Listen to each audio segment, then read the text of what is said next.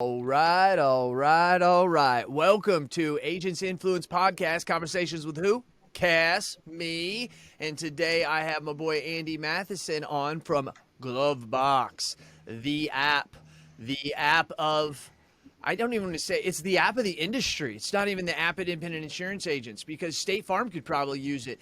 And if they can't right now, just give Andy and his team 2 minutes and they'll whip up something because they're that awesome. They're that electric. Cass is hyped up. Welcome to Agents Influence. Andy, how are you doing, buddy?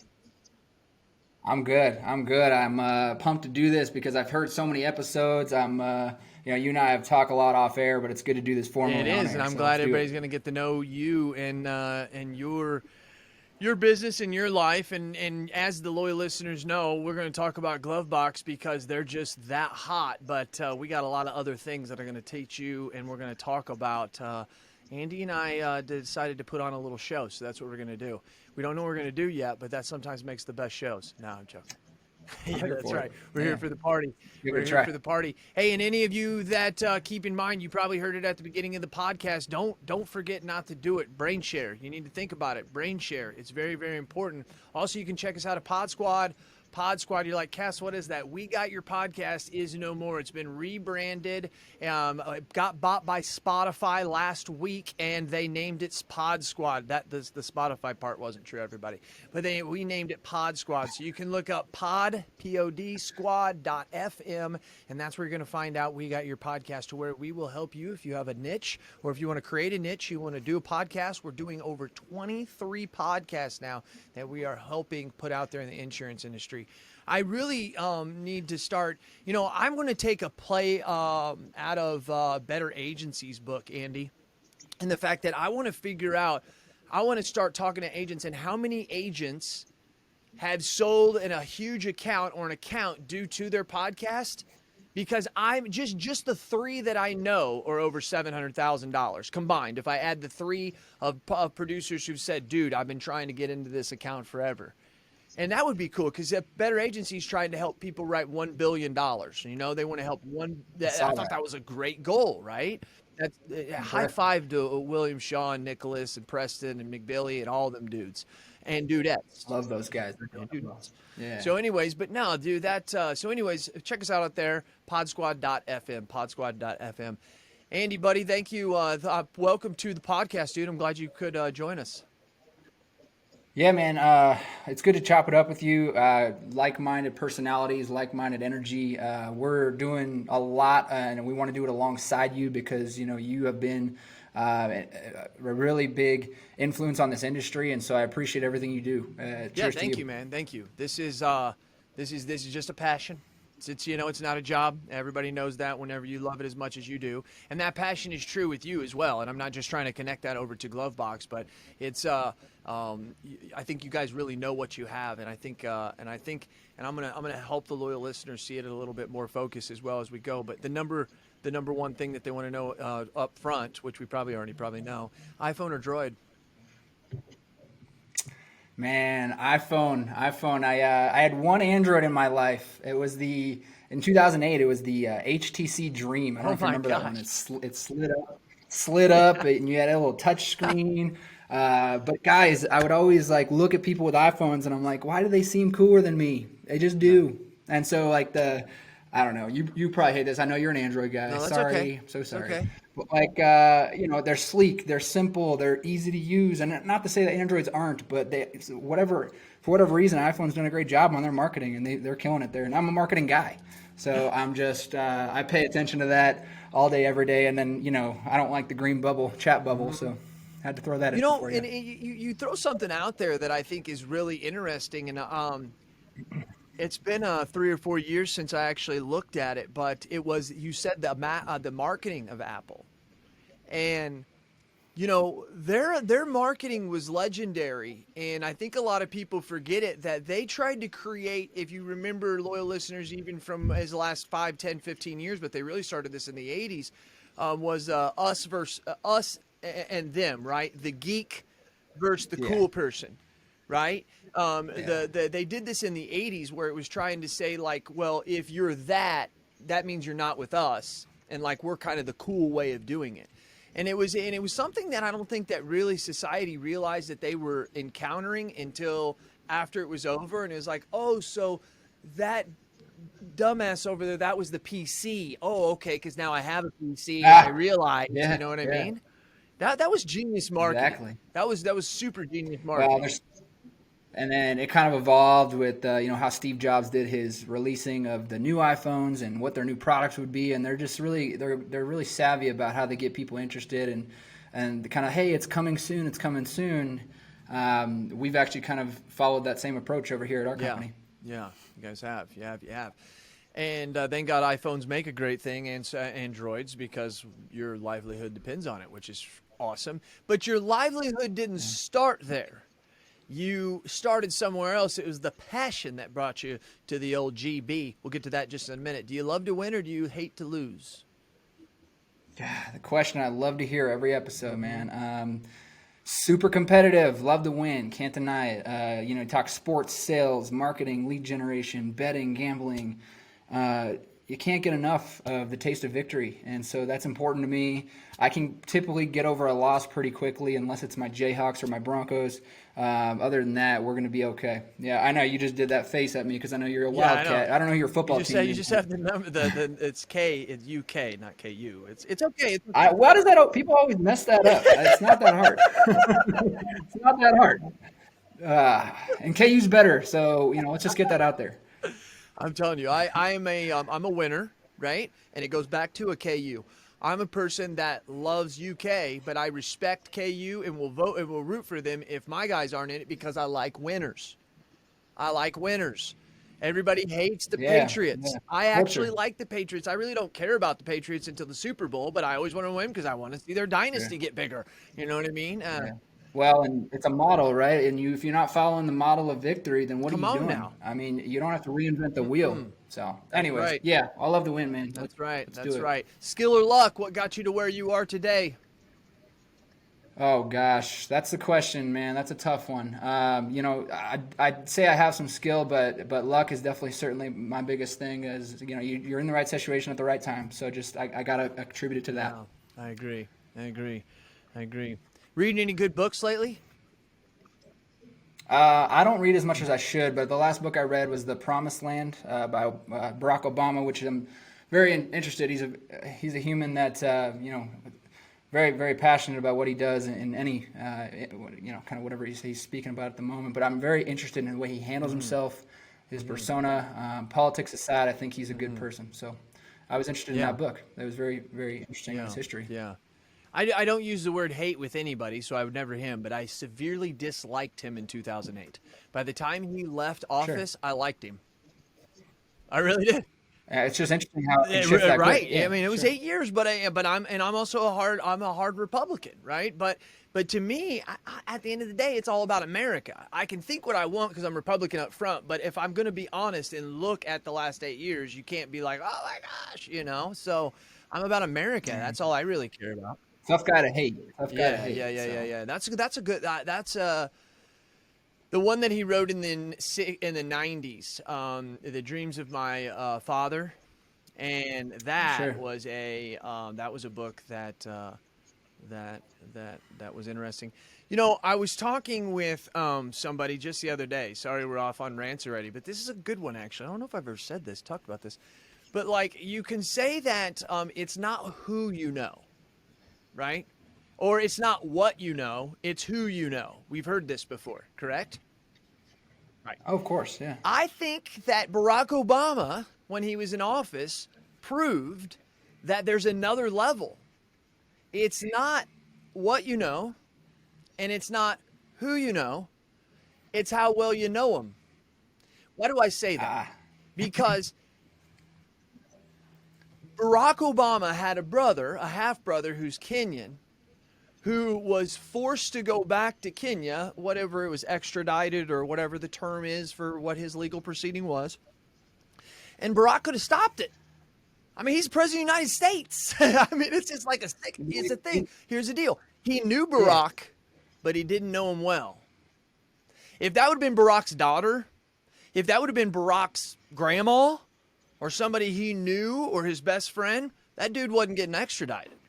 I'm not saying that that's a good or Wow. bad person. I'm talking about relationship. I'm saying that it's not what you know, and it's not who you know.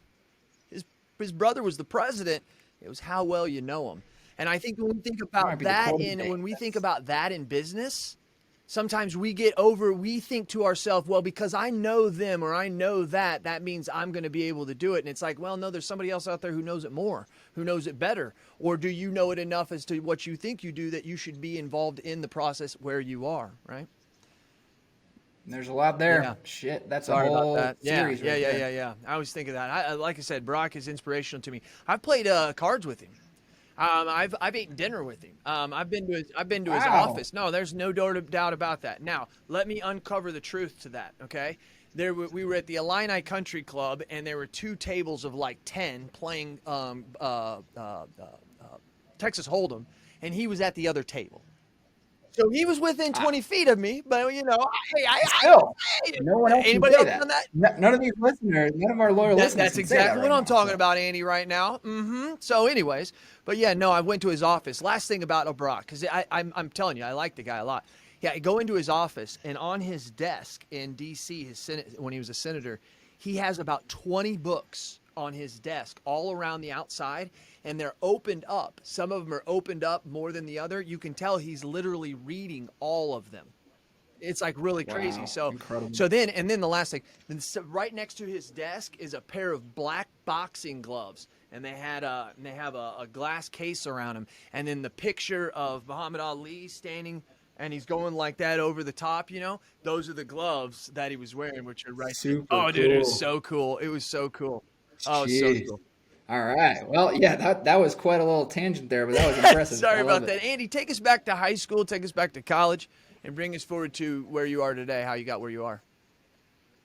I appreciate that. So, actually, just to inform the listeners, so my dad actually started an independent agency in about 2008.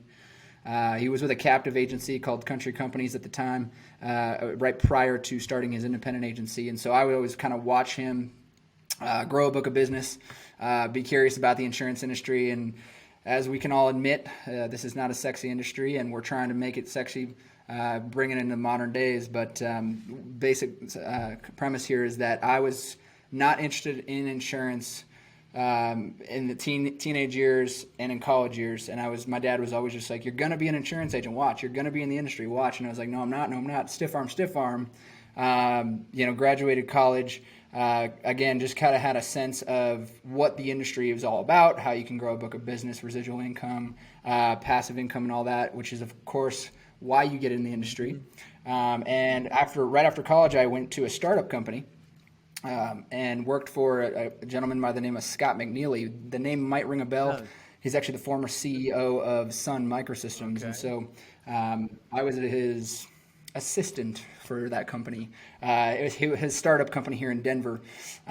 Did that for about a year and a half, and my pops actually came to me and said, hey, look, over the course of the past decade plus, you've been watching the industry, the insurance side of things. You've been watching my company grow, and he grew that agency from about a smaller book of business to about 5-7 million when I jumped in. He said, "You're going to come in, run our marketing department." Okay, yeah. Yeah, Okay. sorry. Thanks Yeah. for clarifying it. In premium, 5 to 7 million. It was about 7 when I jumped in. My brother was already there about a year and a half, and I jumped in right after. But he was like, "You're going to come in, run our marketing department, which entails lead generation, getting our agents exactly what they need to sell insurance." And so I actually came in for the first 6 months, buttoned up all our marketing, tied up loose ends, then hit the pavement and generated 150 plus leads a month for my inside sales team. And so I got to know the industry really fast. I would sit down with the agents, get to know their sales process, quote and sell insurance, and did that for about 5-6 years inside the agency until I ended up being a sales manager for that team, and then ultimately recruited agents at the agency. And we scaled very quickly on a very lean model that we built. We ended up getting to 100 million in premium by the time we sold the agency in 2019. Wow. So I knew that story. The loyal listeners may or may not. But here, let me ask you something that I thought was cool that probably a lot of people didn't point out. Country companies? Country Financial? Old school. Yeah, old school, huh? So Yeah, they're been a around. direct writer in Illinois, and then they're like a direct writer in like 2 or 3 other states. And I guess Colorado is one of them, I guess, right? I believe. Well, so I haven't tracked them Yeah. since the No. early '90s, but like that's what it was Yeah, then. And Travis, my business partner, was an absolute stud and was in 3 states. He was ranking in the top 5, and he was lived right in my town. That's why I was like, dude, I got to go find this guy. Finally talked him into there joining it us, is. and here we are. But yeah, Travis, you were on the call Small with him world. just the other day, dude. That dude writes Yeah. premium like people don't even know, and he's quiet. He just kind of does business and Ah, works out. yeah, I wouldn't have known that. Yeah, he's All very right. quiet. So you think so captive model, independent channel, you kind of weigh the pros and cons of each, and the transition between captive to independent has happened, a lot over the past 10 years or so. And so it was interesting to kind of witness this. I was in the trenches at the independent channel, keeping an eye on the captive channel. Of course, there's the internet channel where Geico, Lemonade, those types of internet companies are available. But the independent channel is always very interesting. It's grown like crazy, and it's one that we're trying to take care of because we've been there. And so we've done what we've done to sell the agency and start our current Right. company. So And then so you going out there and tackling one of the toughest things in the industry, which obviously actually at the other side is the most obviously needed and obviously expected product that consumers can have today, since you can order a freaking Subway sandwich and add extra relish to it off your cell phone, sure. and then have it delivered. Wow, you think someone would maybe want one of those for as an insurance agent? Maybe so. So you Yeah. guys heard this. You Is guys felt the struggle in your own agency as you were selling. You're obviously talking to other agents. What makes you at the moment? Where was the conversation? What was the table, the time where you said, "Dude, why don't we go and do this?" Or you or whoever said it. What was when did that it was happen? a my brother Ryan. He's the creator, the writing genius behind GloveBox's theory and what it provides the industry. And so he came to me, said, "What do you think of this? I mean, we know the pitfalls of the industry. We know the pitfalls in an independent agency, and they're all the same. Here, let me describe it to you. It's a very weird relationship when a policyholder gets started with an independent agency. It's very strange. I got a quote from you. You're writing me with a different company. Now, who's my relationship with? Is it with you, the agency, or is it with the carrier you just put my policy with? By the way, you're switching my policy every year to, maybe every couple of years to a new Right. carrier. Who's my point of contact here?" And that's a weird relationship for a policyholder. And we were like, this is a huge pitfall. What's going on here? Not only that, but if you flip the table and go on the other side to the agent's perspective, what am I supposed to do when I write a client? Do I promote my own technology that it may or may not be good, or do I promote the carrier's technology in their portals, which are honestly very good? They can be very good, but then you're pushing them away from your brand, and it has nothing to do with you anymore, and you become a ghost, and it's very strange, And right? then I have So multiple we said, policies with 2 different companies, right? And now I have multiple, apps. The and hell it's is so that shit? strange. Yeah, and so we kept honing in on that and saying, why do the independent agents, they don't have a good technology that they can work off of, that they can leverage. Now, there are these management system applications and portals that can help a consumer jump in and look at their documents, but let's be honest, those are just accord forms, and those were never intended to be an external facing document for a consumer to see. It's an internal operations document. And so we were like, this is just not good enough. Let's go do our own thing where we compile all of the carriers into one platform and we brand it to the independent agent, and we let them license the platform for their own. And so you're plugging into every individual carrier in one of two ways, either a formal connection with an API, which we'll talk about, or taking the portal of that carrier and embedding it inside the platform. Still a great experience, because now you're not just promoting the carrier's platform, you're promoting your own, and they have access to their carrier. So that's the gist of what GloveBox does do, and what we're working on building even Yeah, more. because you also are very limited by technology. And as we all know, agents, if we're any other industry or most other industries, we would be a lot farther down the line. The fact that the vision or the money is not the issue with most of these problems, just like GloveBox. It's the fact, can we get everybody else that we need to have on the bus, right? Because they don't usually have the And technology. you got it, and it's tough. Like legacy systems, carriers holding, tight to the vest on what they want to do in this scenario. Do I give up that control of our system to another platform that could ultimately give all the control to the independent agent? And so that's a weird conversation. We're trying to bring everyone together, huddle everyone up, say, look, This is benefiting the distribution channel of the independent agent, and it's helping them service their book of business, and it's helping the policyholder have a better relationship with their insurance, which ultimately helps everybody, the agency and the carrier. Andy, let me Everyone ask should you a win in this question. How scenario. long can you and these other insurtechs keep up with this? And I don't say you're an insurtech. You're not an insurtech. You're an actual just vendor because you're just needed in the insurance industry. Any company that comes along and says they're an app company, it just automatically is not an insurtech company because you're just needed. That's like it's like tires on a car. You got to have it, right? Yeah, yeah, Tarmac is out there blazing some trails, building these APIs, right? These other yeah. companies are out there blazing these trails, building these APIs. Is it safe to say that here's GloveBox out there that are you guys building a lot of parallel tunnels that are leading to the same place? Is this the vision you see for how this gets done? Is there a conductor that we can plug into to make this easier? What are some of your thoughts out there on that? Yeah, that could go a couple different ways, but the ultimate kind of answer to that question would be we're working on so obviously the plug into the carrier is a formal connection. We take their API, we essentially take our system and plug in formally. I will say on that note, not all carriers, and I say not all, not many have an API at all. So they're working on building it. So we're just waiting on that moment, right? We're plugging it where we can. But we're working on also, we are generating a lot of activity inside the app, or the platform, I should say. When people are coming in and using GloveBox, they're doing a lot of stuff. They're paying a bill, starting a claim. They are accessing their documents. They are requesting service. They're requesting a quote. They're referring the agency out. There's a lot going on there. We learn a lot about the consumer. And so a repository is being built to allow many people, many vendors, many softwares to plug in and do what they need to do inside of that repository. And I hope that helps give you a perspective of what this end goal is to say, hey, look, we want to be a vertical, a platform where the client is experiencing everything through our platform, and the agent is meeting them in the middle right there on that platform. And a lot goes on inside that vertical. So making this repository available for all these systems and tech to come in and do their thing. Yeah, and I really like that, dude.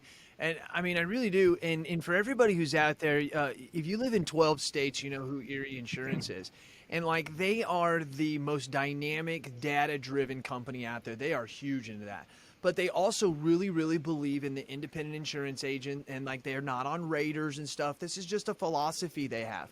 So a couple of us being on, most of us have Erie in our agency. We were really, really anxious when we first got the GloveBox. We're like, all right, let's see if this works, right? It was even before we got it, it was on the demo. We're like, oh, let's see if Erie works on there, and you populated it and we put it in there like you did. And before you know it, we were right there. And then we created our user ID and password, which most of us had. And we hit the enter button and it says make payment, and like, we could have like really made a payment on the app. Now, I know that, like, to some of you, if you're not in the insurance industry and you're listening to this, you're like, why is Jason acting so weird? Because to think that you could go onto a mobile app and make your own payment with a company even like Erie, and I'm not saying Erie, if you're listening, I love you, you're my number one. I'm just saying, here, let's take Erie out of there. Think of a company agent that you have in your head that you think, man, this thing doesn't technology work well, but maybe they have a portal for their consumer, right? It'll work. They can make their payment. It took me a while to convince Cookie. I'm like, Cookie, Christopher Cook. I'm like, Cookie. I'm like, look at this dude, because his number one pain point, I can't say his number, but it's a 5-digit number that he intakes, a high 5-digit number he takes every day in payments. Okay. Right. Guys. So we call that something. We call that tier one. We call that tier one customer service. It doesn't make you money. That service request does not make you money. I like that. So let's take the tier one service and delegate that to your tech. And your tech is your own platform, not the carrier platforms, right? Absolutely. So you can do that. That's the point. And because of the tech of the different carriers and what you guys are allowed, as we were talking about before, some of them work a little bit more seamlessly than the others. But here's the point. Everybody knows where to go. And if you know your user ID and password, or if it saves in your phone most of the time, then you actually have it done. Now, I don't have this because I have a Droid. So I'm just asking, do you guys have facial recognition? I'm just curious. You do? Yeah, we do. Yeah, it's part of the system. It's built in. Yeah, so it'll read your face. It'll plug in your credentials for that carrier you're off and running. Actually, you bring up a good point about credentials. One of the main reasons why policyholders don't start an account with their carrier is because you have to have a policy number in order to register. And I don't know about you, Jason, but I don't have that policy number in my No. back pocket. So I get to that point of registration and I'm like, well, shit, do I really have to call my agent for this policy number? Well, now I just may as well take care of what I need to on this phone call. So they don't register. And so we actually provide that automatically for the user right there so they can copy, paste, and proceed to make their credentials, so on and so forth. So it makes life a little Well, better. and and loyal listeners, we have a relationship, the Insurance Alliance, Agency Intelligence, and GloveBox. But I say this because I saw the demo and I saw a lot of this stuff a while back. But we were going on Neon and going to Salesforce, so there had to be some connections made, and some of his team did some work there. And then they finally just had the onboarding here in the past week or so, and I wasn't there.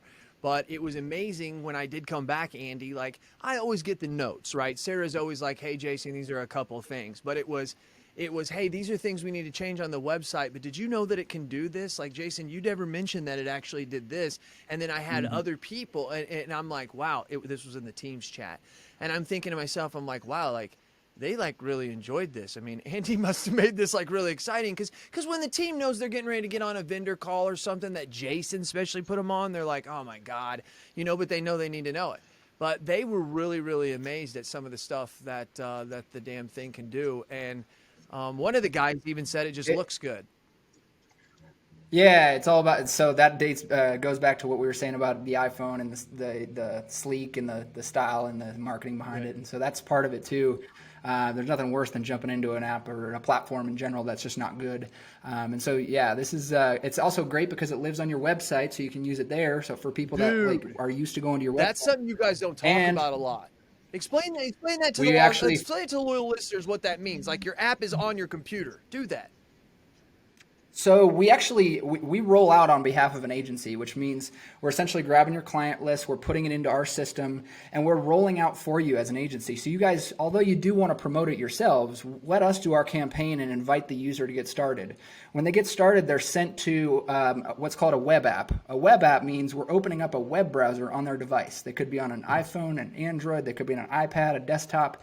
So we're opening up their web browser, and that is your app, which also lives on your website. But then we actually make them download it with a banner at the top of their phone that says download here, and we remind them to download it after they start their account. I didn't mention this. The best part about GloveBox as a user is that you don't have to remember a username and password. You enter your phone number, you get a PIN number. Thank goodness the day of username and passwords are gone. I did like that. I did like that. It's just the phone number. Yeah, and it sends you a PIN immediately. So I gotta tell you one thing that was funny about meeting with your team the other day is that you had a policyholder who walked in the door during our Zoom meeting and asked to print off their deck page, and we couldn't stop laughing. Tell me about it. That was a great moment. Tell me about it. Isn't it great? Timing. And I've instructed my team that whenever they do that, just don't ask them to stay. Just let them go. That's what I do. No, but dude, no. It happens. It happens. And it's yeah. I won't tell the story, but I actually I won't tell the exact story, but I lost an insured, and he wasn't an insured of mine. He was an insured of another agent, and all I was trying to do was explain to the gentleman that there's another way that we can take his payment. And I said, the last thing I want you to do is have to pick up the phone all the time and call us and hope that you get us and hope you get Sarah on the phone or whoever. I said, we have another way to do it. And he's like, yeah, well, this is just like the way that I like to do it. And I said, okay. So I started asking some more questions, and I'm like, hey, by the way, has there been any other ways that you've tried? I'm just curious because I want to be able to give, if there's another way that you think's better, I would like to do it. He's like, no, this is just the way that I like to do it. And then he says to me, he says, I think you're being a smart ass. And I said to him, I said, sir, here's what I want to let you know. I said, no, all I'm trying to do is I'm the owner of the agency. So I wouldn't try to be a smart ass. I'm just trying to give you options for the other ways that you want to do it. Now, you've said more than one time that this is the way that you want to do it. I would just like to give you other options. And then he said it, and I couldn't hold back anymore, Andy. He said to me, I don't know how many times I have to tell you, this is how I want to do it. And I said, well, let me tell you, sir, this is not how we want to receive it. And I took down his information and he hung up on me. And then the agent calls me the next day and is like, dude, were you talking to my insured? And I'm like, who's your insured, right? I mean, I'm the owner, right? I'm like, who's your insured? And he was like, this, and I'm like, yeah, that guy is an ass. And he's like, dude, that's my client. And I'm like, you know what I mean? But hey, that's the kind of stuff that happens. I'm going to tell you what, right now, I found out who the guy is, and we should not judge on looks or anything, but he was not an unacceptable person of our agency. So at the end of the day, we were okay with it. But yeah, man, I just can't take it, especially when you're trying to help them out. Well, one thing I want to bring up on that point would be something I call the. No, in all seriousness, something I want to bring up on that point is something called the learned experience. And we talk about it here at our company. And so we're trying to shift the mindset of a policyholder. We're teaching them and they're learning how to use a app for their independent agency. They're used to coming from a State Farm, American Family, Allstate, probably. And they're using that one-to-one relationship with their app. They come to you and there's a multi-dimensional layer. They're coming to the agency and the carrier. And so it's a learned experience. Mm-hmm. Let's keep it all in one place, whether it's on your phone or your computer through GloveBox, and keeping everyone happy. And it's something they're going to have to remember to go do. Oh yeah, I forgot I could go do that there. We send reminders every month to our users, your clients, and make sure they know what they can do inside of your platform. I think that's a huge thing. I think that I think some other companies will kind of have in the past helped you with the marketing, but it's just on the initial push. But you guys do have that ongoing thing, which I think is, that's really what spurred because we've been hooked up now for 3 or 4 months. You've been trying to get with us and we haven't had time, but my team kept saying like, hey, we're getting clients that are calling in and saying they're using this thing and it's awesome. You're like, but they're like, Jason, we never got any training on it. I'm like, shit, I'm sorry. I forgot that they were doing that. But you guys are behind the scenes helping push it out. And it helps adoption and usage. And it's not just about adoption. It's like, are they using the darn thing? And let's get them in there frequently. You know, you're only thinking of your insurance once or twice a year, but if we can have them learn to come use this more frequently, you're going to see a better client out of it, and their retention's going to Andy, go when up, they first came out with you and I probably talked about this, when they came out with the first app, it was the consumer agency portal app that the Big I pushed like in 2010, and they got this company to like sponsor it and stuff. They did a great job. Their heart was in the right place for the technology was there. They gave everybody who was a trusted choice agent an app that you could just give to your clients. It was awesome. You couldn't put any information in it. You had to put it all in yourself. There was no download. You had to load your own picture. You had to load all your... It was pointless. Yeah, it's a manual effort. Oh, that sounds terrible. I said to them, this isn't the Big I. This was just a program that they were doing for the time. I said to them, could you imagine if you went to the bank and they gave you an app and every time you add or use your thing, you got to go, hold on just a minute. I got to record that. That's good. Who would use that? But no, that's what we expect. Here, put all your VIN and everything, and all the information you just gave me, here, put it in there too. Yeah, the automation is huge, and I won't tell this story now, but one day we'll talk about the automation behind GloveBox and why we're like, oh shoot, we can't roll this out without automation. It's not going to work because of that manual process you just talked about. So it's interesting. Yeah, no, it changanged the way we do things for sure. It is. Dude, where are we going with this? I mean, if you and the guys are sitting, and the gals, the team is sitting around, and you guys are talking about where you're going to be in 2025 and 2030, and the bullshit, Elon Musk things of where we could go with this app. Where would you give us a little bit of that? See this right here? This is a spaceship. We love space. We talk about space all the time. Our mascot's a spaceman. We're those people. We're going to the stratosphere, man. We're looking to help change the way agencies operate. You're no longer, so it's funny because right now there's no standardized way to communicate with your client. You're sending them a text, you're sending them an email, you're calling them, whatever, right? There's no standardized way. It's kind of all over the place, from quote proposal to taking an application to binding the policy to servicing the policy. It's all over the place. And so standardizing everything, bringing it into one place and doing it that a customer experience platform is the mentality here. It's a whole new vertical. It's like, hey, Jason, when you open an agency, you probably have 3 core systems. You have a management system that takes care of all the downloads and keeping clients organized. You have the CRM for communications and lead generation. And you have all these core systems. Don't forget your rater if you happen to have one. So those are kind of the three core systems.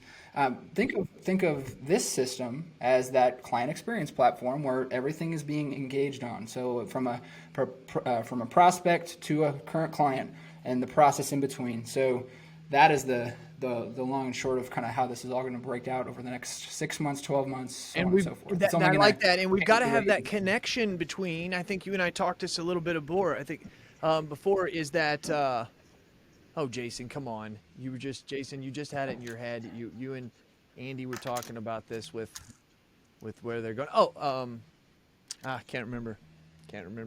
You were talking about the all-in-one experience, and I think that's great. Anyways, it'll come back to me. But the thing in space, I love the thing in space. What is your thing on space? Like, do you just like Star Trek, or like, is there something like specifically on space that you guys talk about? How funny! I actually don't even like Star Trek or Star Wars that much. Neither do I. That's why I'm curious where this came from.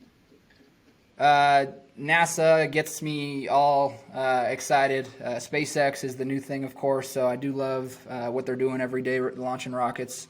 But we just feel like the concept of GloveBox has never been done before. So we're trying to go to new heights, Mars, Saturn, all these different places, and we're taking the industry with us. Let's do this together. And we can't do it without you, the independent agent. We can't do it without the carrier. So let's do this together. And you're coming with us. So. And right now, why I like that is because you guys are kind of the Elon Musk of this, right? So, and the reason I say this is everybody has always assumed that the sky was the limit. But you have proven that there's space to go further. Yeah, man. Well, it's because, go ahead. Look at you. You're funny. He just pointed at the camera. If you can't see this, I know. The sky's never the limit. There's always space to go further. So anyway, I do like that. And here's what I was going to say earlier. Where I think we're talking about going to space, when we're talking about what no loyal listener is thinking right now until you and I just say it, is whenever not only do these transactions happen, and so service right now happens and gets processed and then gets visualized here on my app, as if anybody can't see. Sorry, not everybody's watching this on YouTube. But these here are where the messages need to go that inform them. Right? So like right now, I may say, hey, we made this change or whatever, and then I go to Podium and I will say, hey, be sure to check and check your app. It's been updated. Well, how great is that when that's done? And then GloveBox, I'm able to send that through your client experience portal or whatever that kicks it over to my client, that they get a notification that says, hey, you have notification and your thing just got done, right? Because that's what we're trying. Because right now we have that with cases with Neon. So kind of like an Amazon or anything, a ticket system. That's almost, that connection becomes that ticket system. You nailed it. So it's that concept first and foremost of a message center. So where am I going to push notify? Will it do it automatically? Yes. Will it do it manually? Yes. Both sides are going to work. And this is something we're currently building. I know. No, loyal listeners, we're talking for the future here. Yes.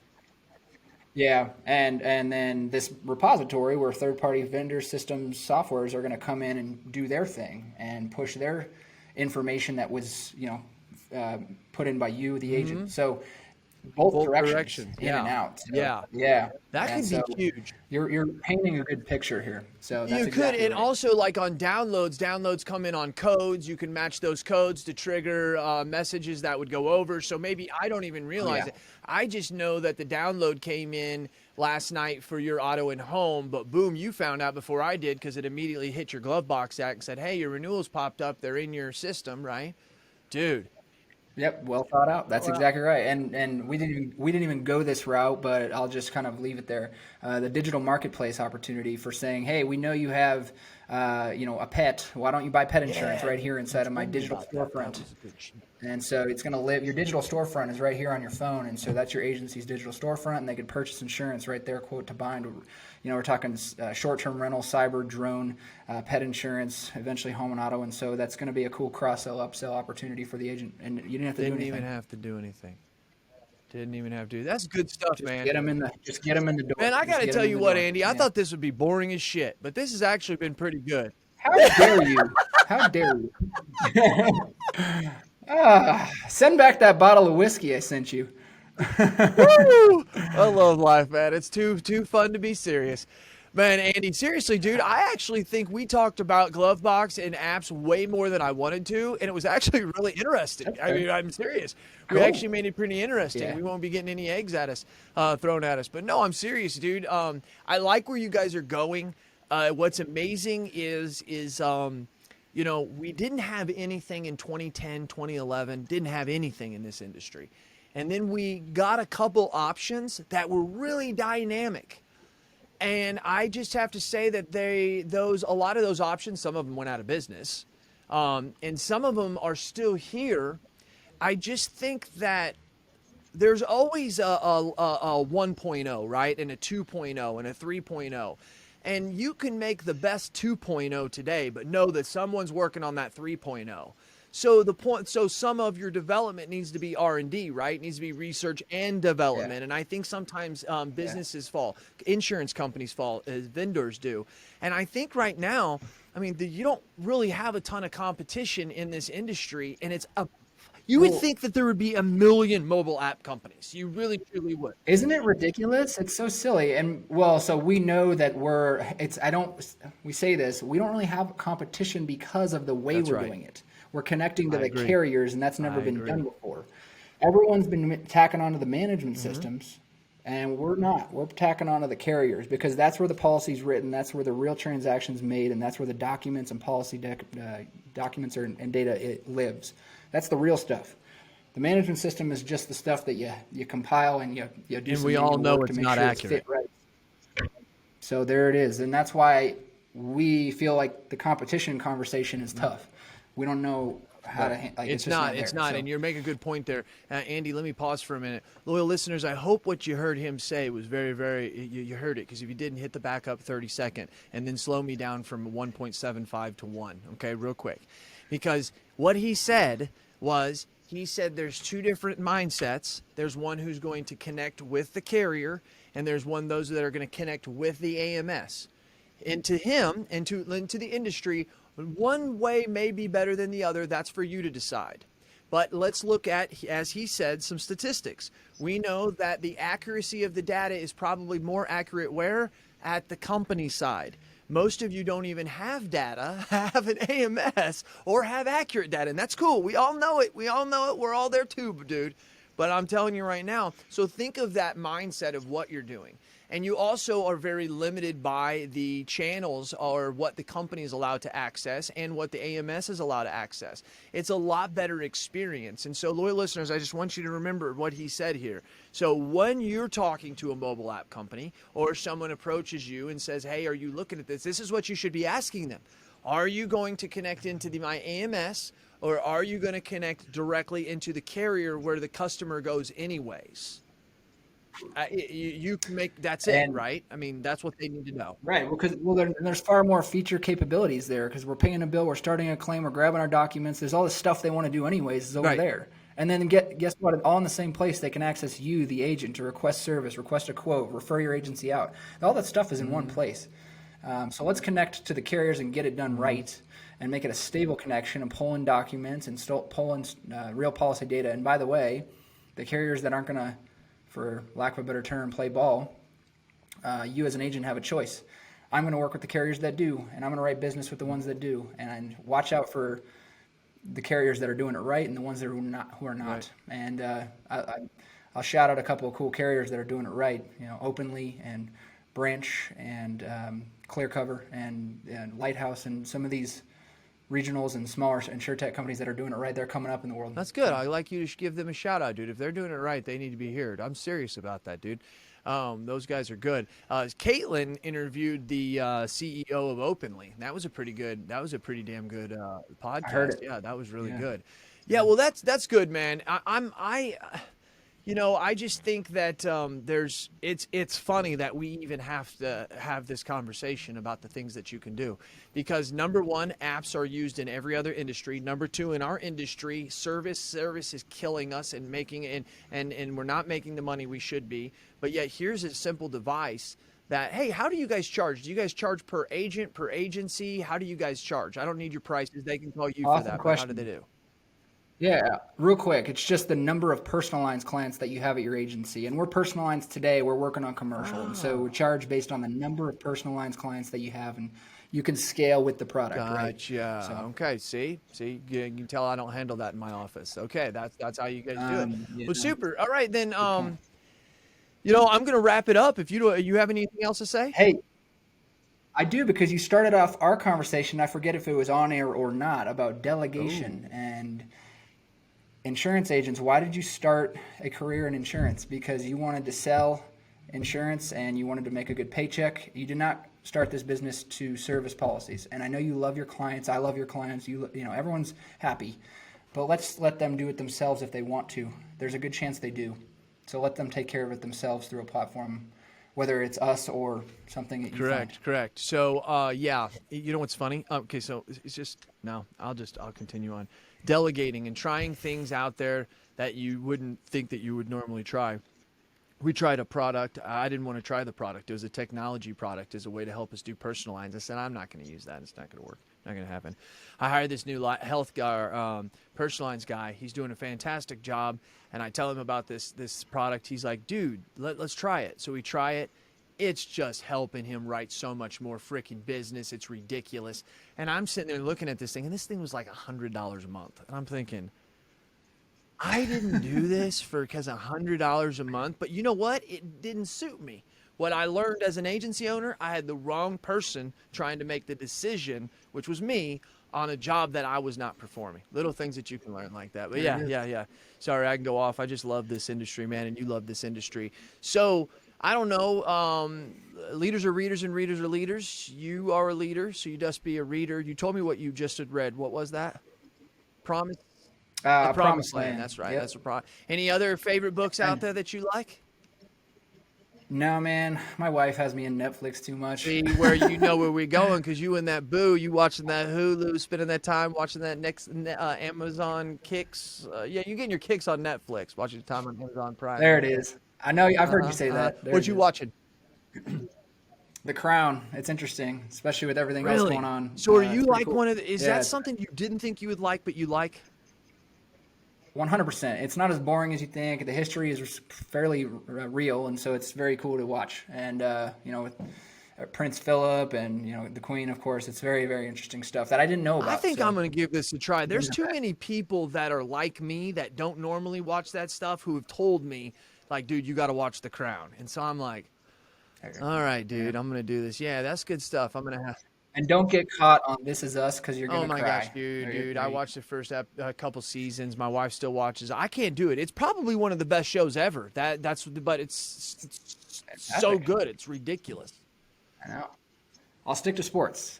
Yeah, it's one of those that it will suck you in. You will be, yeah, man, it's so good too. That's so good. All right, well, hey, man, I appreciate it. Thanks so very much for coming on here. We've been jamming about 50 minutes, and I think that you loyal listeners got a lot out of there, man. So tell you and all the crew, you guys are doing a good job out there, Andy.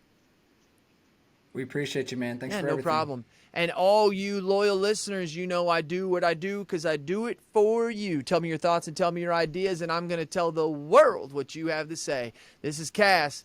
He's Andy. We're out.